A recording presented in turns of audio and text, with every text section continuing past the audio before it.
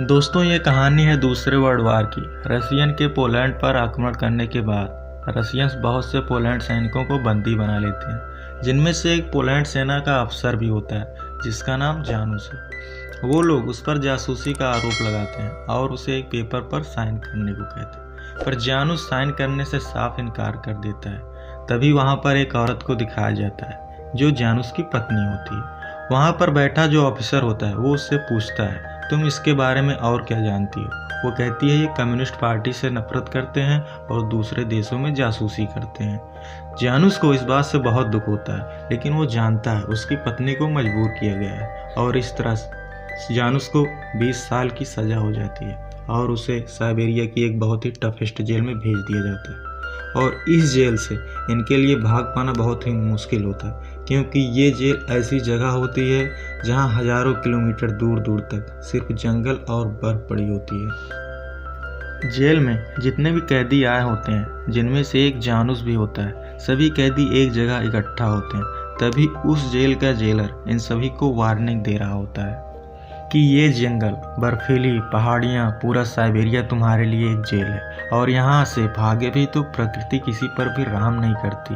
वो जेलर इसलिए उन्हें ऐसा कहता है क्योंकि वहाँ पर बहुत ठंड पड़ रही होती है और ये वैसे भी भागे भी तो वहाँ के लोकल लोग उन्हें मार देंगे, क्योंकि यहाँ की जो सरकार होती है हर एक भागे हुए कैदियों पर इनाम रखा होता है। सीन शिफ्ट होता है और हमें रात का सीन दिखाया जाता है जब ये सभी खाना लेने के लिए लाइन में लगे होते हैं। तभी वहाँ पर एक बूढ़े आदमी को दिखाया जाता है जो अपना खाना लेकर जा रहा होता है। उसके खाने में से कुछ हिस्सा गिरता है और उस पर एक दूसरा बूढ़ा आदमी झपट पड़ता है, लेकिन वो बूढ़ा आदमी उस पर पैर रख देता है और अपना खाना उठा लेता है। जानूस ये सब देख रहा होता है। तभी जानूस जो है अपना खाना उस गिरे हुए बूढ़े आदमी को देने लगता है, लेकिन वो जो दूसरा बूढ़ा आदमी होता है वो कहता है तुम यहाँ पर आधे राशन पर जिंदा नहीं रह सकते। लेकिन जानूस कहता है इसकी उम्र तो देखो। लेकिन वो बूढ़ा आदमी कहता है मेरी भी उम्र हो गई है, मैं कल तक जिंदा रहूँगा, लेकिन ये नहीं।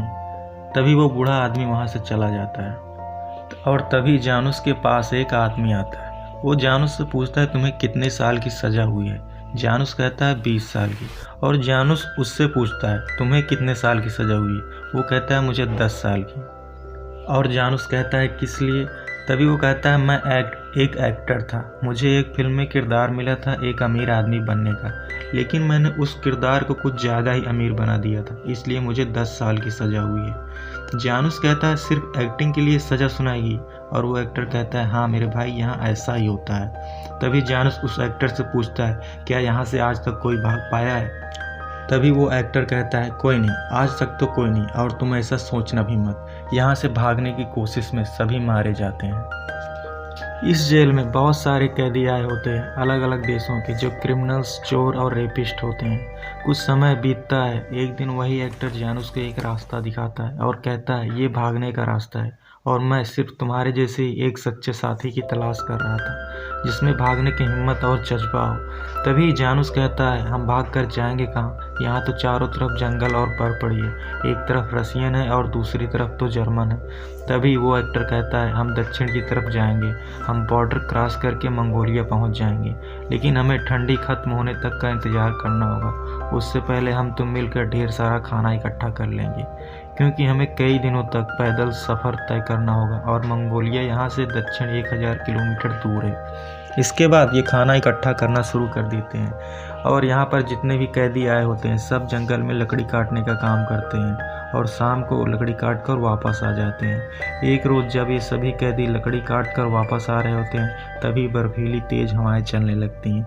ठंड से कुछ लोग तो वहीं बर्फ़ में जमकर मर जाते हैं। वहाँ पर एक आदमी होता है, दरअसल ये वही आदमी होता है जो जेल में अपना खाना लेकर जा रहा होता है, जो एक अमेरिकन है। वो जेलर से बोलता है हमें जंगल की तरफ जाना चाहिए, लेकिन जो गार्ड होता है वो कहता है हमें चलते रहना चाहिए। मिस्टर स्मिथ नहीं मानते, उनका इंचार्ज कहता है ठहरो, नहीं मैं तुम्हें गोली मार दूंगा। लेकिन मिस्टर स्मिथ नहीं रुकते, वो जानते हैं कि हम यहाँ रुके तो वैसे भी मर जाएंगे।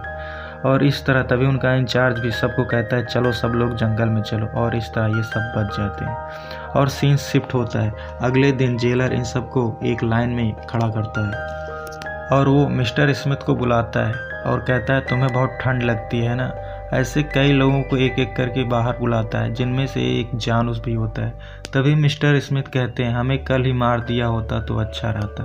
अब ये हमें कोयले की खदान में भेज रहे हैं, क्योंकि वहाँ पर बहुत पॉल्यूशन होता है। वहाँ पर ये सभी तो वैसे भी थक कर मर जाएंगे। और अगले दिन ये सब खदान में काम कर रहे होते हैं, तभी जानूस को भ्रम होना शुरू हो जाता है। उससे भ्रम में अपना घर दिखाई देता है और उसके दरवाजे के सामने एक पत्थर होता है, जिसके नीचे एक चाबी होती है। वो चाबी लेकर दरवाज़ा खोलने ही वाला होता है, तभी मिस्टर स्मिथ उसे खींच लेते हैं। वो कहते हैं, अभी गार्ड तुम्हें गोली मारने वाला था।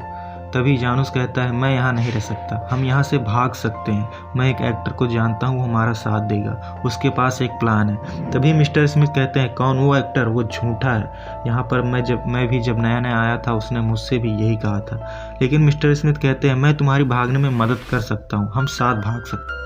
तभी जानूस कहता है, तुम मेरे साथ ही क्यों भागना चाहते हो?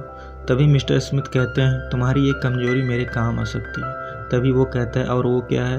वो कहता है, तुम्हारी इंसानियत। किस तरह तुमने उस बूढ़े भूखे आदमी की मदद की थी, इस तरह अगर मुझे भी सफ़र में कुछ होगा तो तुम ज़रूर मेरी मदद करोगे। लेकिन इन सब के प्लान के बारे में जेल में रह रहे एक खूंखार क्रिमिनल कैदी को पता चल जाती है, जो जानूस को भागने वाले प्लान में शामिल होने के लिए उसे धमकी देता है। और जानूस उसकी बात मान भी जाता है। लेकिन मिस्टर स्मिथ को डर होता है। वो जानूस से कहते हैं कि हम क्रिमिनल को शामिल करके कहीं कोई गलती तो नहीं कर रहे। वो ऐसा इसलिए कहते हैं क्योंकि उसने जेल में सिर्फ एक कोर्ट के लिए एक कैदी को मार दिया होता है। लेकिन जानूस कहता है वो क्रूर है और हमें जंगल में उसके चाकू की ज़रूरत पड़ सकती है। और इस तरह धीरे धीरे ये 7 लोग इकट्ठा हो जाते हैं। मिस्टर स्मिथ, जानूस, आर्टिस्ट और एक क्रिमिनल होता है। और एक होता है जिसे रात को दिखाई नहीं देता। और भी 2 लोग होते हैं। एक रात जानूस और सभी 7 लोग इकट्ठा होते हैं। जानूस कहता है, आज रात भागने के लिए सबसे अच्छा मौका है। यहाँ से भागने के लिए काफ़ी अंधेरा है और बर्फीली हवाएं भी चल रही हैं, जिससे गार्ड हमें नहीं पकड़ पाएंगे, क्योंकि हमारे पैरों के निशान बर्फीली हवाओं से जल्द ही मिट जाएंगे। और इस तरह ये लोग अपने एक साथी की मदद से जनरेटर बंद कर देते हैं और ये कटीले तारों को काट कर यहाँ से 7 के 7 लोग भाग जाते हैं। गार्ड्स को जब ये बात पता चलती है तो वो लोग उनके पीछे कुत्ते छोड़ देते हैं। बर्फीली हवाओं की वजह से उन्हें कुछ दिखाई नहीं दे रहा होता। तभी जानूस उस क्रिमिनल से उसका चाकू मांगता है और जानूस पेड़ की छाल से सबके लिए एक मुखौटा बना देता है, ताकि ये ठंड से बच सके।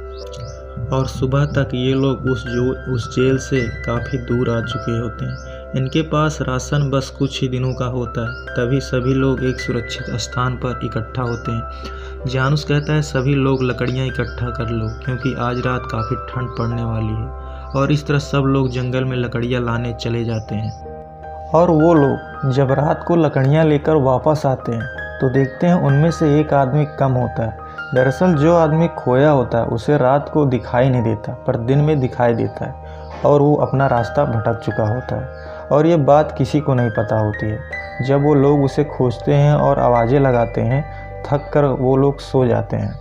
और अगली सुबह जब ये लोग सोकर उठते हैं तो देखते हैं वो आदमी जो रात को खोया होता है इनसे थोड़ी ही दूर पर बैठा होता है और वो बर्फ़ में जमकर मर चुका होता है। इस बात से इन्हें बहुत दुख होता है, पर उसे दफना कर आगे बढ़ते हैं। इन्हें चलते चलते अब तक कई हफ्ते और दिन बीत चुके होते हैं और ये जंगली बर्फीला इलाका और वो जेल काफ़ी पीछे छोड़ चुके हैं। और ये सब काफ़ी थक चुके होते हैं, भूखे प्यासे। इनमें इतनी हिम्मत नहीं कि और ये आगे बढ़ सके। हालांकि जानूस के कहने के मुताबिक जिस बैकाल झील तक उन्हें अभी तक पहुंच जाना चाहिए था, वो उस झील से हफ्तों पीछे चल रहे होते हैं। जब ये थक कर भूखे प्यासे रात को सो रहे होते हैं तो इन्हें कुछ जानवरों की आवाज़ सुनाई देती है। जब वो लोग भाग कर जाकर देखते हैं तो पास में ही कुछ भेड़ियों ने एक जानवर का शिकार किया होता है और वो उसे मारकर खा रहे होते हैं। और वो सभी मिलकर उन भेड़ियों को भगा देते हैं और उस मरे हुए जानवर को ये जानवरों की तरह खाते हैं, क्योंकि वो बहुत दिनों से भूखे होते हैं। कई दिनों बाद उन्हें कुछ खाने को मिला होता है। और तभी अगली सुबह जानूस कहता है, अब मैं आगे का सफ़र अकेले तय करूँगा और तुम लोग यहीं पर मेरा इंतज़ार करना। अगर मैं हफ्ते भर में वापस नहीं लौटा तो समझो मैं नहीं रहा और तुम लोग आगे का सफ़र जारी रखोगे। फिर वो अकेले आगे बढ़ जाता है और वो फिर कई दिनों तक हफ्तों सफ़र जारी रखता है। इस सफ़र में उससे फिर से वही भ्रम होता है कि वो अपने घर पहुंच गया है और उसी पत्थर को दिखाई जाता है जो उसके घर के बाहर होता है। फिर वो जैसे तैसे प्रकृति की मार सहता उन लोगों के पास वापस लौट आता है। वो एकदम से कमज़ोर हो चुका होता है और वहीं पर गिरकर बेहोश हो जाता है। फिर वो लोग आग जलाते हैं और उसे कुछ खाने को देते हैं। और फिर जब जानूस ठीक होता है तो वो अपने दोस्तों से बताता है कि अगले 3 दिनों के सफ़र तय करने के बाद हमें वो झील मिल जाएगी। और ये फिर सभी तैयार होते हैं और सफ़र में आगे की ओर बढ़ते हैं। और ये जब सफ़र तय कर रहे होते हैं तभी मिस्टर स्मिथ को लगता है कि कोई इनका पीछा कर रहा है। जब वो लोग रुक कर देखते हैं तो वो एक लड़की होती है और इनके ग्रुप में जो क्रिमिनल होता है वो उस लड़की को मारने ही वाला होता है। तभी जानूस उसे रोक देता है और जानूस उस लड़की से पूछता है तुम कौन हो और हमारा पीछा क्यों कर रही हो। वो लड़की बताती है कि मैं पोलैंड से हूँ और रसियन से भाग रही हूँ क्योंकि रसियंस ने मेरे परिवार वालों को ख़त्म कर दिया है और मैं तुम लोगों के साथ आना चाहती हूँ। तभी मिस्टर स्मिथ कहते हैं कि हमारे पास पहले से बहुत खाना कम है और जानूस को बताते हैं कि हम इसे अपने साथ नहीं लेकर जा सकते। और तभी जानूस कहता है कि हम तुम्हें अपने साथ लेकर नहीं जा सकते और ये सफ़र में आगे बढ़ जाते हैं। तभी वो लोग जब झील के पास पहुंचते हैं तो देखते हैं दलदल में कोई जानवर फंसा हुआ है। वो लोग उसे मिलकर मार देते हैं। तभी इनमें से एक को उस लड़की की याद आती है। उन्हें पता होता है कि वो लड़की भी भूखी है। तभी उनमें से एक आदमी जाता है, भागकर उसे बुलाकर वापस लाता है और वो लोग उस लड़की को भी अपने ग्रुप में शामिल कर लेते हैं। और वो लोग बहुत खुश होते हैं क्योंकि कई दिनों बाद उन्हें ढेर सारा खाना मिला होता है। वो लोग पेट भर खाना खाते हैं और रात भर चैन की नींद सोते हैं और फिर अगली सुबह बचा हुआ खाना खाते हैं और बाकी खाना अपने साथ ले लेते हैं और वो इस सफ़र में आगे बढ़ते हैं। और अब ये महीनों का सफ़र तय करने के बाद मंगोलिया के बॉर्डर तक पहुंच जाते हैं। लेकिन इनके साथ जो रशियन क्रिमिनल होता है वो कहता है मैं अब यहीं रुकूंगा। वो बहुत खुश होता है क्योंकि वो अब आज़ाद होता है। वो लोग जब उसे अलविदा कहकर रसिया और मंगोलिया के बॉर्डर के गेट पर पहुंचते हैं तो देखते हैं कि गेट पर कम्युनिस्ट पार्टी का निशान है और स्टालिन की फ़ोटो बनी होती है। फिर वो सब समझ जाते हैं कि कम्युनिस्ट पार्टी का यहाँ तक भी कब्जा है। फिर जानूस कहता है कि अब हम मंगोलिया नहीं जाएंगे, अब हम चाइना होते हुए तिब्बत और फिर इंडिया पहुँच जाएंगे। वो ऐसा इसलिए कहता है क्योंकि इंडिया में अंग्रेज़ों का राज होता है जहाँ इन्हें कोई दिक्कत नहीं होगी। अभी तक ये कई दिनों से पैदल चल रहे होते हैं और ये 5000 किलोमीटर से भी ज़्यादा दूरी तय कर चुके हैं। और अब इन्हें इंडिया का सफ़र आसान नहीं क्योंकि इन्हें हिमालय पर्वत पार करना होगा। इसके पहले धूप, गर्मी, बीहड़, रेगिस्तान, इन सब का सामना होगा। सभी थक चुके हैं और काफ़ी कमज़ोर हो चुके हैं और इन सब की बॉडी डिहाइड्रेट हो चुकी होती है। तभी इन्हें एक कुआं दिखाई देता है। ये सभी भाग कर जाते हैं और पानी पीते हैं और इन्हें ऐसा लगता है जैसे इन्हें कोई नई ज़िंदगी मिल गई है। ये सब एक दिन वहीं रुकते हैं और फिर दूसरे दिन जानूस कहता है हमें यहाँ और नहीं रुकना चाहिए क्योंकि पानी तक तो ठीक है, अगर हम भूखे रहे और हमें खाना नहीं मिला तो हम मर जाएंगे। और ये काफ़ी सारा पानी स्टोर कर लेते हैं और ये सफ़र में आगे बढ़ते हैं। लेकिन उनके साथ जो लड़की होती है वो कमज़ोरी और डिहाइड्रेशन से अपना दम तोड़ देती है और ये लोग उसे दफना कर आगे बढ़ जाते हैं। और अब ये 5 लोग बचे हुए हैं और सबकी हालत बहुत ख़राब है। और कुछ समय बाद इस सफ़र में आर्टिस्ट की भी मौत हो जाती है और फिर भी ये हिम्मत नहीं हारते, आगे बढ़ते जाते हैं और बढ़ते जाते हैं। तभी ये रेगिस्तान के अंतिम छोर पर पहुंच जाते हैं और तभी मिस्टर स्मिथ कहते हैं अब मैं और आगे नहीं चल सकता।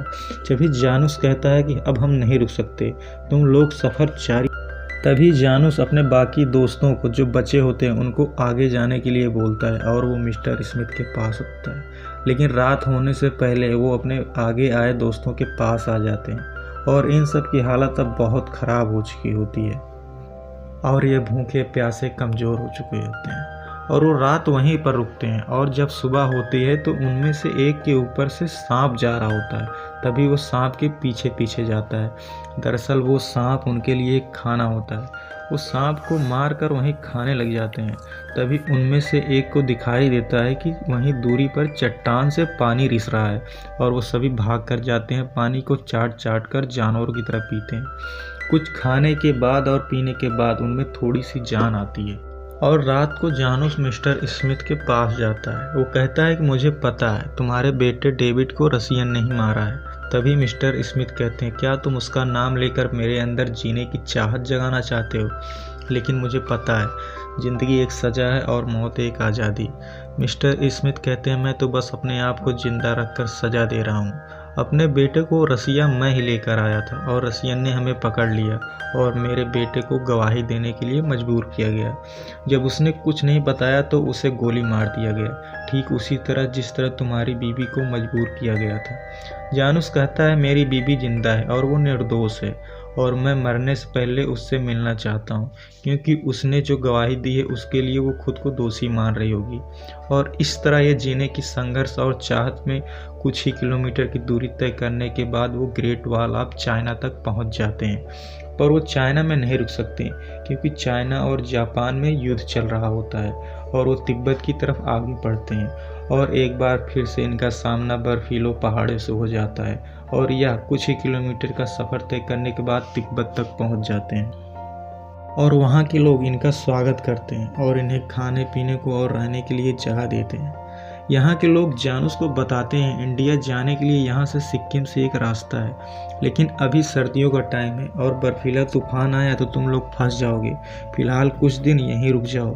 तभी जानूस कहता है, हमें सफ़र जारी रखना चाहिए, लेकिन मिस्टर स्मिथ कहते हैं, मैं चाइना जाना चाहता हूँ, क्योंकि मुझे पता चला है वहाँ पर यूएस आर्मी का बेस है और ये लोग मुझे जल्दी अमेरिका भेज सकते हैं, क्योंकि मिस्टर स्मिथ एक अमेरिकन होते हैं। और अगली सुबह मिस्टर स्मिथ अपने दोस्तों से अलविदा कहकर बेस के लिए रवाना हो जाते हैं। और अब बचते हैं जानूस और उसके दो दोस्त। ये जल्द ही सिक्किम के रास्ते से होकर इंडिया पहुंच जाते हैं और वहां के लोग इनका स्वागत करते हैं। अब तक इन्होंने इंडिया पहुंचने के लिए 6400 किलोमीटर से भी ज़्यादा का सफ़र तय किया होता है और फाइनली अब इनका सफ़र खत्म होता है। लेकिन जानूस का नहीं, क्योंकि पोलैंड अभी भी कम्युनिस्ट पार्टी ऑफ रसिया का गुलाम होता है। इसलिए जानूस कई सालों तक अपने घर नहीं जा पाता। पर एक दिन ऐसा आता है सन 1989, जब पोलैंड को कम्युनिस्ट पार्टी ऑफ रसिया के द्वारा आज़ाद कर दिया जाता है और जानूस फिर अपने घर जाता है। स्टोरी के अंत में दोस्तों हमें वही पत्थर वाला सीन दिखाया जाता है जो जानूस के सफ़र के वक्त भ्रम में आता था। जैसे ही वो अंदर जाता है, वो अपनी बीवी को जिंदा देखकर बहुत खुश होता है, लेकिन उसकी बीवी दोस्तों उसे पहचान नहीं पाती, क्योंकि अब वो बहुत बूढ़ा हो चुका होता है। लेकिन कुछ समय बाद ही उसकी बीवी उसे पहचान जाती है और वो दोनों एक दूसरे के गले लगकर खूब रोते हैं। और इस सीन के साथ ही स्टोरी है।